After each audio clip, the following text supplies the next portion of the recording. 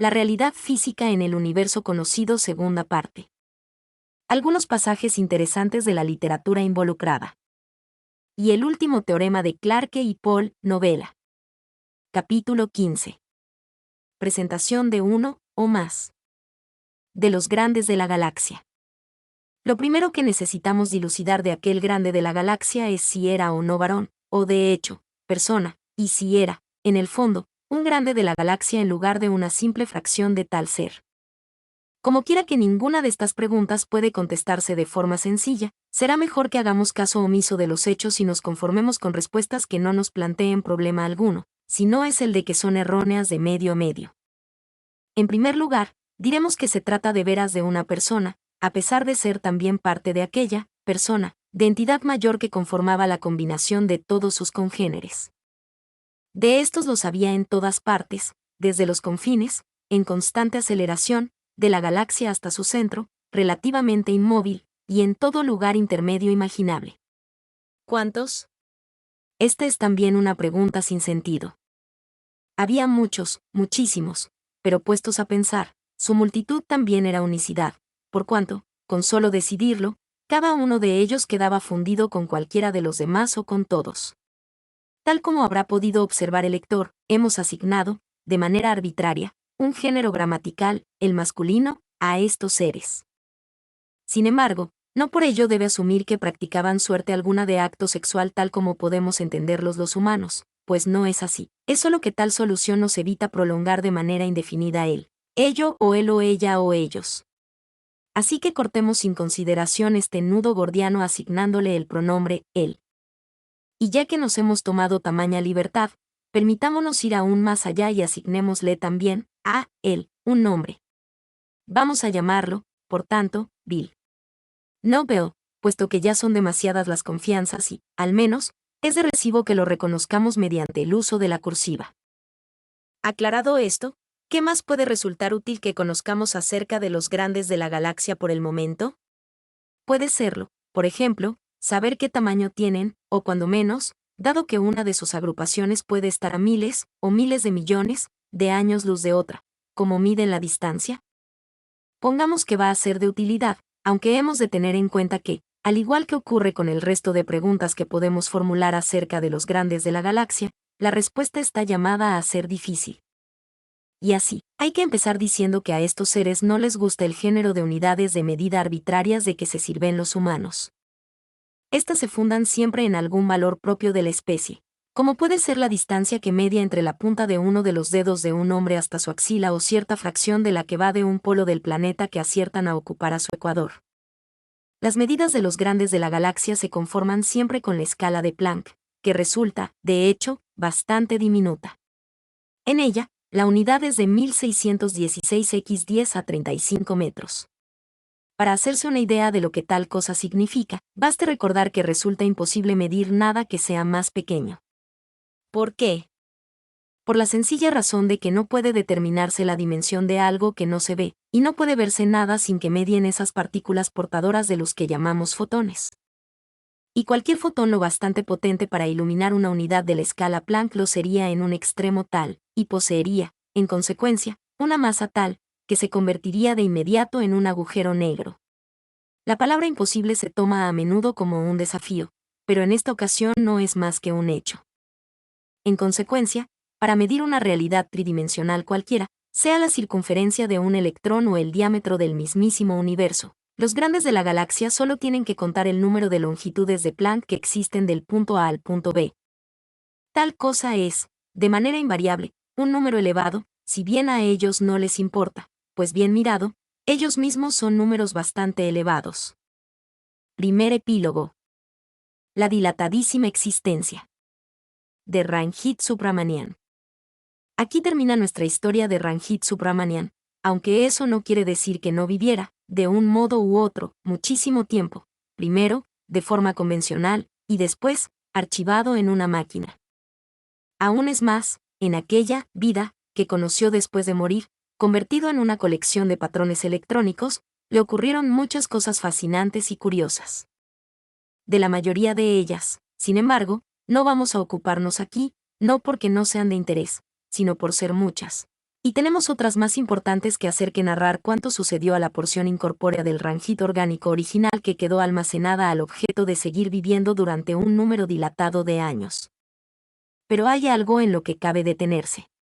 Tuvo lugar mucho después de lo referido, una vez que Ranjit, aún en forma de ser archivado, hubo completado buena parte de las actividades turísticas que siempre había querido hacer, lo que suponía explorar casi toda la superficie de Marte y su interesantísima red de cuevas. Así como la mayor parte de los demás planetas y los satélites de mayor relieve del sistema solar y cierto número de los objetos de más entidad de la nebulosa de Oort.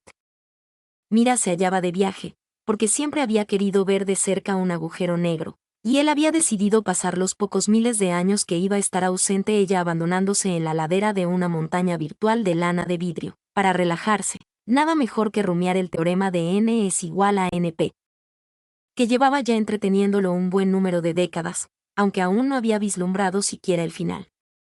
Como quiera que había creado la elevación que lo rodeaba al objeto de estar solo, no pudo evitar sorprenderse al ver a alguien que la subía con esfuerzo hacia el lugar que ocupaba él. El intruso poseía, además, un aspecto muy extraño.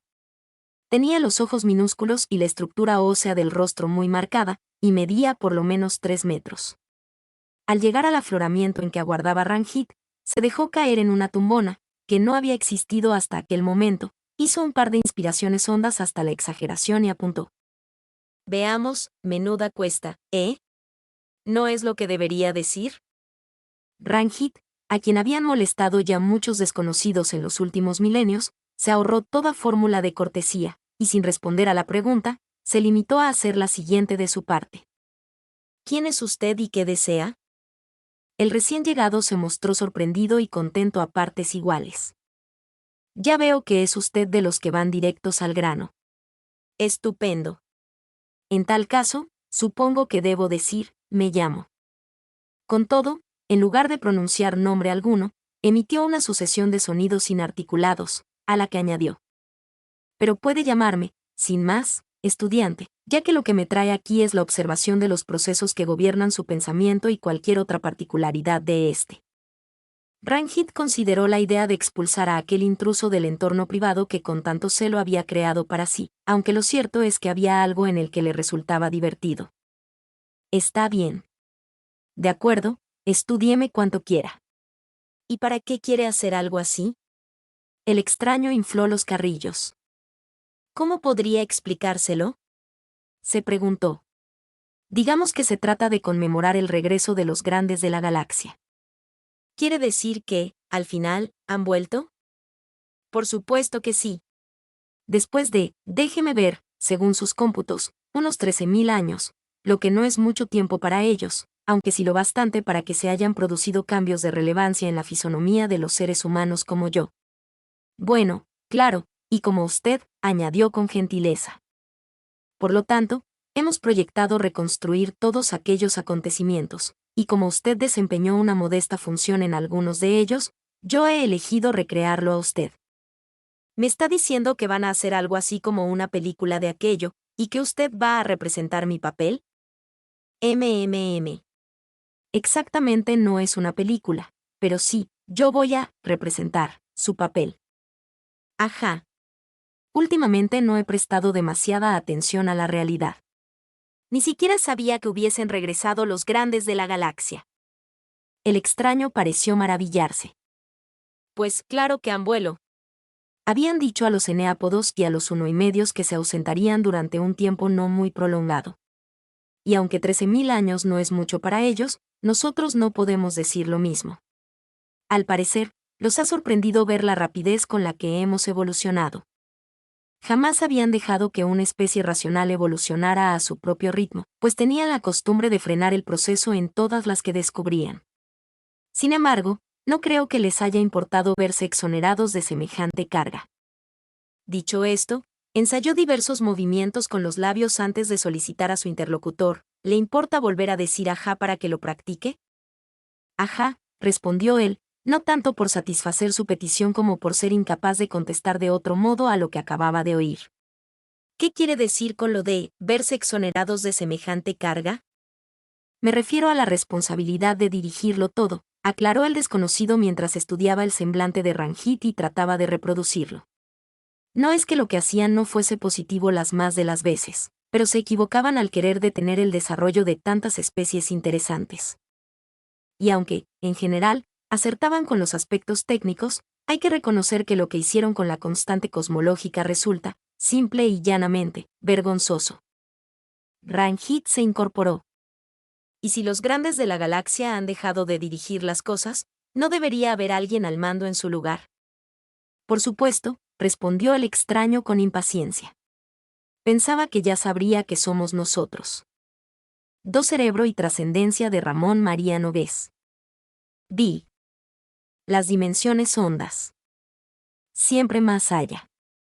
En el estudio de la vida y, en particular, en la medicina dicen que la normalidad del funcionamiento puede ser percibida perfectamente en la anormalidad o en la excepción. Es decir, que ciertos aspectos centrales de la realidad se detectan mejor cuando la claridad de la normalidad está en crisis, una situación que se produce frecuentemente en las situaciones límite, en los ambientes extremos. Vivimos la trascendencia en las condiciones habituales del funcionamiento de la mente, pero su perfil se distingue más claramente en las manifestaciones más explícitas, cuando la trascendencia adquiere unos contornos casi excesivos y la persona se siente como fascinada por una realidad más allá de la realidad. Por un enfrentamiento con una perspectiva inalcanzable, por una inacabable serie de invitaciones a profundizar, a ampliar o a diseccionar cualquier horizonte que pueda plantearse. Se atribuye a Paul Anderson aquella lúcida observación: nunca he visto ningún problema, por complicado que fuera, que al mirado del modo correcto no resultara todavía más complicado que fuera, que al mirarlo del modo correcto no resultara todavía más complicado. Esta ocurrencia de Anderson no presagia nada bueno con relación al éxito que puedan tener las impresionantes zambullidas o acometimientos en la inmensidad o en la profundidad de existir. Este mal augurio no priva, sin embargo, a muchos y bien cualificados humanos de dejarse fascinar hacia las proximidades de la trascendencia. Nos encontramos ante la gran cuestión de la búsqueda de la verdad, un problema que pertenece a la teoría del conocimiento. Sin embargo, el primer inconveniente se plantea en torno a lo que es la verdad. En el campo de la trascendencia, tal y como es considerada en este escrito, uno puede preguntarse por la verdad de la Novena Sinfonía de Beethoven o por la verdad de una exigencia ética. Es necesario admitir que existen muchas verdades vigentes y no siempre es fácil armonizarlas. En segundo lugar, nuestra limitación tanto en la indagación de la realidad como en la expresión de lo que creemos haber descubierto, implica que cualquier propuesta sea limitada y parcial. Un motivo más para respetar diversas formas de búsqueda y formulación, pero tratando rigurosamente de coordinarlas y de no amontonarlas con una simple yuxtaposición acrítica. Esto plantea el esfuerzo de compatibilizar de modo intercrítico las afirmaciones que, sobre la realidad, pueden llevar a cabo la filosofía, la ciencia, las propuestas psicológicas y espirituales, las expresiones estéticas o las religiosas. El trabajo intercrítico es muy importante y exige paciencia, interdisciplinariedad y un equilibrio emocional y psicológico en general. Los estudios sobre el cerebro y las formas de percepción indican que un cerebro-mente sano necesita una representación global de la realidad creada al armonizar representaciones particulares. Los distintos tipos de agnosias y deficiencias cognitivas responden a la situación en la que el cerebro es capaz de captar y describir bien una parte de la realidad, pero ha perdido la capacidad de comprender cómo esta parte queda integrada en un conjunto perceptivo. Las agnosias son rupturas de la unidad del mundo consciente, y acarrean la incapacidad de captar la coherencia conjunta de lo que se percibe. Al extrapolar esta situación al conocimiento en general, puede decirse que toda forma de conocimiento que excluya sistemáticamente otras formas por defecto, por ejemplo, un cientificismo que excluyese la subjetividad o la reflexión filosófica, corre el riesgo de promover una situación de agnosia en cuanto a la totalidad de la realidad. De nuevo se reivindica la globalidad del conocimiento, y esto requiere armonizar rigurosamente las distintas formas serias de conocer. Debe evitarse tanto un relativismo ingenuo y simplista que lo da todo por bueno como una actitud de exclusivismo que pretende monopolizar las formas del conocimiento. El filósofo marxista serbio Slavoj Žižek, por ejemplo, reivindica la ontología como apoyo de la ciencia, al responder, cuando se le pregunta si la filosofía puede ayudar a los científicos, él se do soy yo, 29. En las últimas décadas, al menos en las humanidades, las grandes cuestiones ontológicas, ¿qué es la realidad?, ¿cuál es la naturaleza del universo?, han sido consideradas demasiado ingenuas. Era un sinsentido preguntarse por la verdad objetiva. Esta prohibición de cuestionarse las grandes preguntas explica, en parte, la explosión de los libros de divulgación científica. Uno lee libros de Stephen Hawking como método para plantearse estas preguntas metafísicas fundamentales. Nosotros, los filósofos, deberíamos unirnos a los científicos y preguntamos por esas grandes cuestiones metafísicas sobre la física cuántica y la realidad. Siempre dentro de la limitación que presenta cualquier intento de sistematizar la realidad. Creo que es proporcionadamente acertado intentar concretar las dimensiones privilegiadas en las cuales la trascendencia se desdobla en 4 grandes direcciones que ya he expuesto en otra publicación, Nogués 2008, 79 a 103. El todo, el adentro, el arriba y el otro. El todo. El todo representa la mayor fascinación de la trascendencia. Nuestro conocimiento es, evidentemente, una actividad limitada sobre un aspecto limitado de la realidad. El desbordamiento natural al que está abocada nuestra capacidad de conocer el mundo implica indagar en la totalidad que intuimos y hacia la cual orientamos nuestra pasión investigadora, más potente que nuestra capacidad de percibir con exactitud la profundidad del mundo en que vivimos. Epistemológicamente, el conocimiento siempre es un producto parcial producido entre un sujeto limitado, una realidad que nos sobrepasa, unos medios de percepción mediatizados por los sentidos y una capacidad de procesamiento determinada por las posibilidades cerebrales, también limitadas bajo este aspecto. No tenemos, pues, disponibilidad para percibir la universalidad del mundo real. En estas condiciones, es frecuente que el sujeto sea catapultado por la vía intuitiva hacia la búsqueda de la totalidad. En esta dirección, han trabajado y trabajan las corrientes más destacadas de las tradiciones espirituales más eminentes de todas las épocas. Desde la antigüedad, esta inquietud fue asumida por las tradiciones de religiosidad, de sabiduría y de filosofía que se han prolongado en la historia, y se ha ido confrontando con las contribuciones que las formas más experimentales de conocimiento han aportado, de modo que el campo del conocimiento ha ido experimentando reajustes constantes. Aunque sin que esa inquietud por el todo se viera mermada. La metafísica, la religión, la sabiduría, la filosofía y la ciencia continúan participando en el debate que intenta precisar qué es este todo que evidentemente existe y del cual, también evidentemente, formamos parte. Desde el mundo antiguo ya disponemos de espectaculares intentos de síntesis para precisar la formulación de un todo en el que pueda orientarse la existencia humana, permanentemente desenfocada, según parece, y en pos de un punto focal que pueda atenuar la ansiedad de vivir. Los atomistas griegos Eleusipo y Demócrito, principalmente, proponían una teoría del todo en cierto sentido homologable a la teoría atómica moderna. Aunque formulada solo desde la intuición filosófica según la cual todo está constituido por átomos que se mueven en un espacio vacío y que crean apariciones y desapariciones que forman temporalmente a los seres. En otra zona de la cultura mundial, el mundo hindú, aparece una filosofía del todo basada en una evidencia subjetiva, la de los sabios, que determina que solo existe una realidad, un todo absoluto y trascendente, Brahman. Todo lo demás son emanaciones engañosas. Tal y como propugna el Vedanta, el mundo es una ilusión. La versión tántrica de las tradiciones hindúes disminuye en cierto modo esta calificación de ilusión e, incluso habiendo aceptado el placer y la satisfacción, insisten en la no afección. En estas formulaciones del todo se parte de la evidencia personal de grandes personajes, y desde dicha evidencia se califica la realidad, una senda opuesta a la que seguirá la ciencia moderna occidental, que parte de la realidad para orientarse hacia la realidad o el misterio que podemos intuir. No es necesario decir que en la cultura occidental esta primera referencia a la realidad para elevarse hacia otras consideraciones, pero confiando en el primer contacto con ella, nos resulta más familiar. En la tradición judía el todo aparece con las características trascendentes e inefables, pero dotado de pinceladas de tipo personalista. Esta tradición señala el carácter inefable del todo, asignándole simplemente un nombre simbólico o un tetragrama que se concreta en una afirmación del ser, llave que la tradición occidental identificará llamándolo Zeus, Deus, Dios, en las lenguas indoeuropeas. Obviamente, en la tradición judía de origen mosaico, el todo posee una característica específicamente religiosa que ha acompañado toda la cultura occidental. En el Extremo Oriente, la cultura china, hace unos 2500 años, ya a través de Confucio, da origen a una teoría del todo que en cierto modo puede identificarse con la armonía universal. El universo, la sociedad, el imperio, el rito y la virtud moral tienen que responder a esta armonía. No se trata de una estructura externa a la que uno deba someterse, sino de una sintonía con la totalidad que conecta la cosmología, la sociedad, la historia, la moral, etc., y las orienta hacia el Tao o el camino que la persona debe emprender para mantener la conexión correcta con el todo.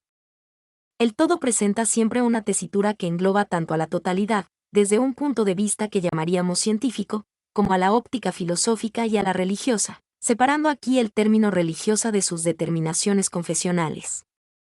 En consecuencia, las consideraciones sobre el todo deambulan, según las épocas y las situaciones culturales, entre estos conceptos de referencia. Cada autor se define a sí mismo al situarse en un punto de observación que lo orienta en su visión del todo.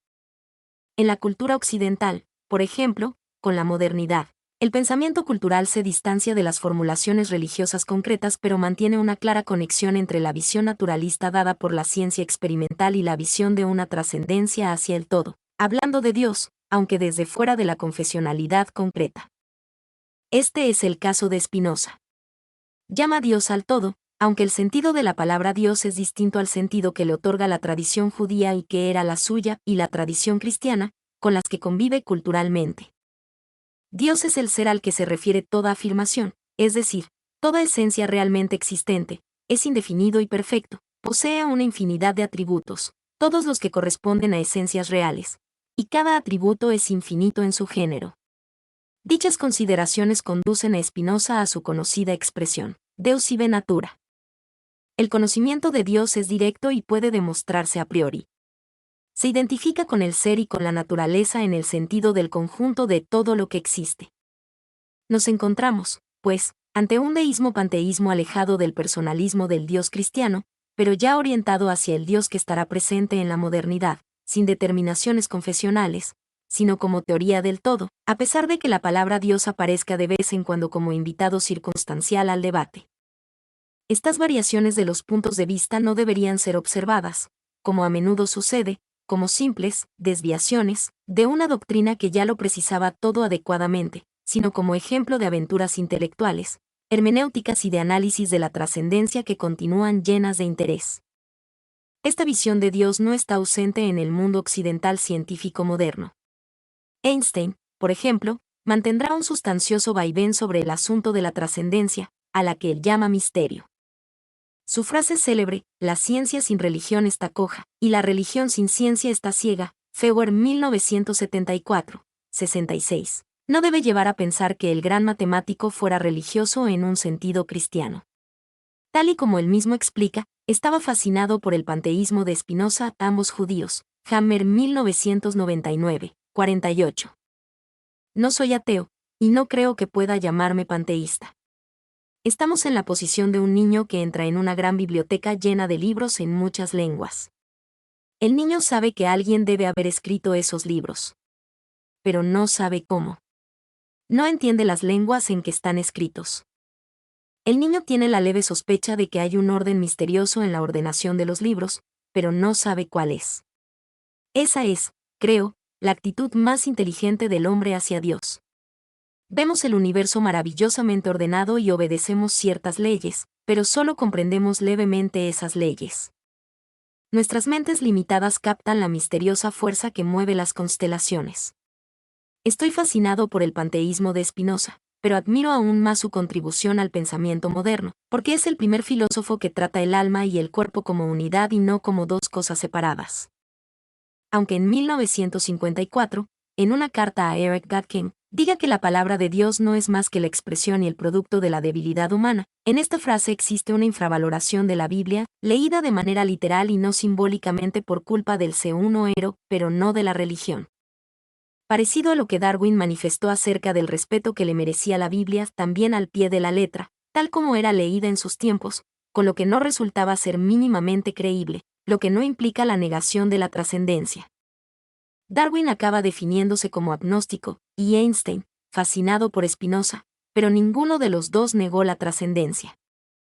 La fe de Einstein en lo trascendente es expresada claramente en textos como el siguiente, Hammer 1999, 93.